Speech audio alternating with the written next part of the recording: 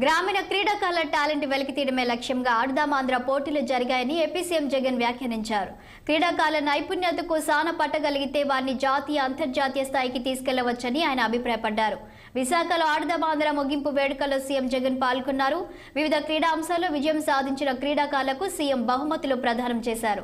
క్రీడాకారులకు 34 కోట్ల రూపాయల స్పోర్ట్స్ కిట్స్ ను అందించినట్లు జగన్ వెల్లడించారు. ఆడుదామాంధ్రలో భాగంగా cricket, badminton, volleyball, kabaddi, kho kho క్రీడా అంశాల్లో పురుషులు, మహిళల విభాగాల్లో 47 రోజుల పాటు పోటీలు నిర్వహించామన్నారు సీఎం జగన్.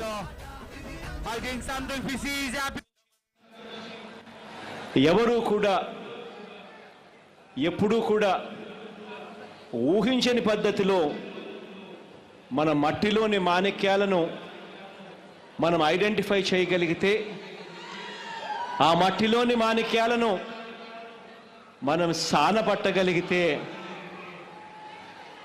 సరైన ట్రైనింగు, వారికి సరైన పద్ధతిలో వాళ్ళందరినీ కూడా ఐడెంటిఫై చేసి వాళ్ళందరికీ సరైన శిక్షణ మనం ఇవ్వగలిగితే, ఇటువంటి మట్టిలో ఉన్న మాణిక్యాలను మనం జాతీయ స్థాయిలోనూ అంతర్జాతీయ స్థాయిలోనూ ఇంకా ఎక్కువగా మన ఆంధ్ర రాష్ట్ర పిల్లలను పరిచయం చేయగలుగుతాము అన్నది రెండవ ఉద్దేశం.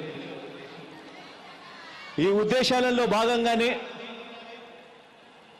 Cricket, kabaddi, volleyball, kho kho, badminton ఇటువంటి 5 రకాల క్రీడలను కూడా గత 47 రోజులుగా గ్రామ స్థాయి నుంచి ప్రోత్సహించే కార్యక్రమాన్ని చేస్తూ ఉన్నాం. ఇందులో దాదాపుగా 25,40,000 మంది